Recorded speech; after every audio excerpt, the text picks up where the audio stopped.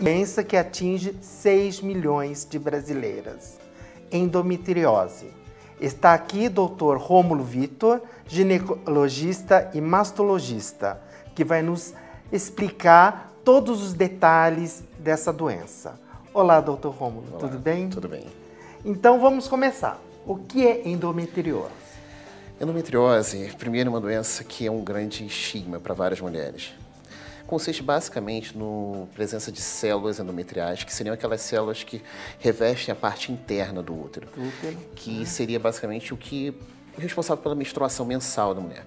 Só que ao invés de estar dentro do útero, ela se localiza em outros lugares fora do útero, ou na superfície externa do útero, na parede pélvica, ou seja, na parede abdominal, em alguns órgãos internos.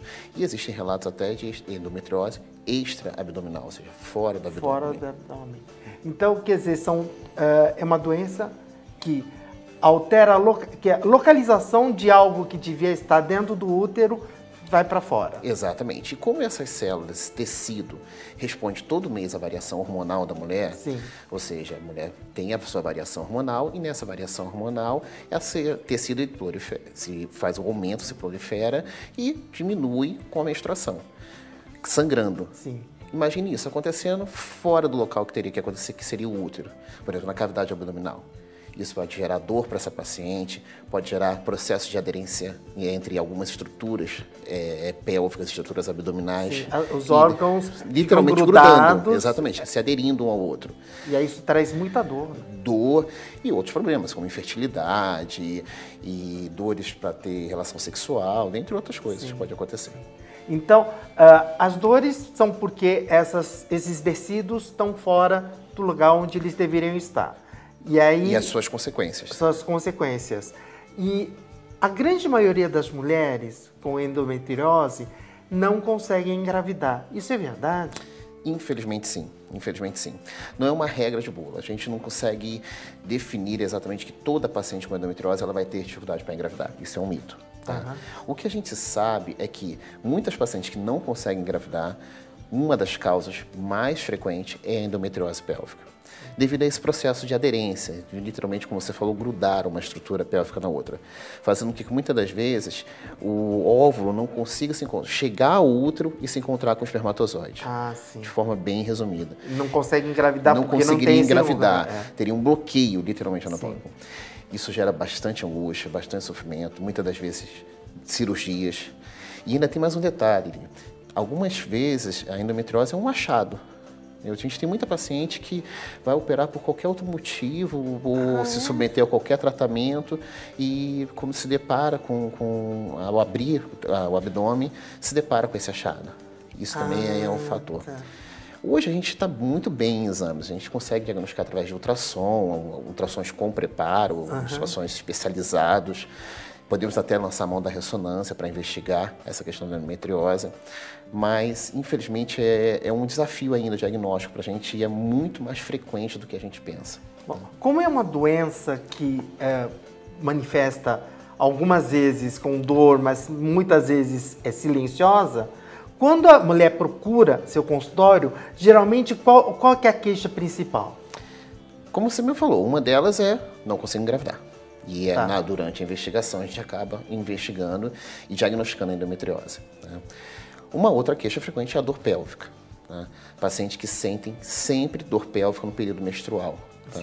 Que é o que a gente chama de dismenorreia, o nome técnico que a gente dá para isso. Normalmente em caráter progressivo, vai piorando cada vez mais isso ao passar dos anos da vida da mulher. Né? E uma outra questão muito frequente que essas pacientes apresentam é dor para ter relação sexual. Também devido a esse processo de aderencial, pode gerar um pouco dessa dor e ser uma das causas. Lembrando que não é a única causa de dor para ter relação. Tá legal? Tá certo. Mas a principal é dor pélvica. Realmente um achado importante para a gente. E existem pacientes que têm até alteração do hábito intestinal devido à endometriose. A dor que... devido à aderência. Devido à aderência e devido à presença, às vezes, de implante da endometriose, implante do endométrio no intestino. Nossa, existem casos que a gente tem que derivar segmentos de intestino, retirar devido à endometriose profunda. Gravíssimo isso. Em alguns casos, sim. Em alguns casos, gera bastante sofrimento para a mulher e as cirurgias não são pequenas. Tá? Então, eu costumo muito dizer que é uma cirurgia, que é uma doença em que a clínica não respeita o achado anatômico, o achado da doença. Às vezes a paciente tem muito mais manifestação clínica e quando você faz a abordagem cirúrgica dessa paciente, a abordagem terapêutica dessa paciente, você vê que não era tanto tecido que ela tinha endometrial, fora, tanto tecido de endometriose. Então... Ao passo que pacientes que têm uma clínica baixíssima, às vezes não sente nada, às vezes tem filhos, e quando você abre a barriga por qualquer outro motivo, tá tudo alastrado. Qual que é a causa da endometriose? Essa é uma boa pergunta, tá? Existem várias teorias a respeito disso, né? Sim. A gente tem uma teoria que seria literalmente uma transformação de células potenciais, que tem células embrionárias, por estímulos que a gente ainda não tem muita certeza, em células endometriais. E a outra teoria seria a teoria da menstruação retrógrada, que seria a teoria que, quando a paciente menstrua, ela libera também para a cavidade abdominal células endometriais. Tá? E essas se implantariam em lugares específicos da pelve. Tá? Essas são atualmente as teorias. Na verdade, elas se complementam um pouco. A gente pode dizer que muito ainda tem que ser investigado a respeito da causa da endometriose. A gente sabe que tem muitos mediadores inflamatórios associados e várias outras coisas que podem predispor a esse ambiente. Em alguns casos, a manipulação cirúrgica do útero também pode gerar esse foco de endometriose posterior e por aí vai. Tá? Por exemplo, uma paciente com endometriose, você consegue implantar, fazer um in vitro? Sim. Consegue? Sim. Com a devida estimulação, através de drogas, consegue sim. Mesmo uma pesagem? Sim, inclusive muitas das vezes é o recomendado. Tem casos que a paciente tem um bloqueio completo da trompa, da tuba uterina, que o jeito é realmente fazer uma fertilização in vitro e implantar. Implanta no seria útero dela. O mais adequado. Ah, interessante isso. Agora, em termos de aparecimento de doença, existe alguma relação com raça da pessoa? Se as mulheres negras têm mais frequência ou não? Sim. Alguns estudos mostram que a gente tem uma maior incidência de foco de endometriose em mulheres da raça negra, sim. Tá? Sim. Mas eu diria que para a nossa realidade brasileira, a gente tem uma verdadeira mix de raças, né, pode-se dizer. Sim, mas a gente tem dados de estudos internacionais que mostram, assim, uma maior prevalência de endometriose em mulheres da raça negra. De endometriose nas populações negras. Negras, isso. Tá. E existe relatos, e eu vi comentários de amigas, né, que elas foram descobrir que ela tinha endometriose bem assim, idade bem avançada, 40 anos. Por que demora tanto tempo, se ela já tinha antes? Tem vários fatores que tem que ser analisado nisso. E um deles é a questão da sintomatologia da paciente. Eu não sei quando que essa paciente apresentou sintomas adequados. Tá? E uma verdade tem que ser dita.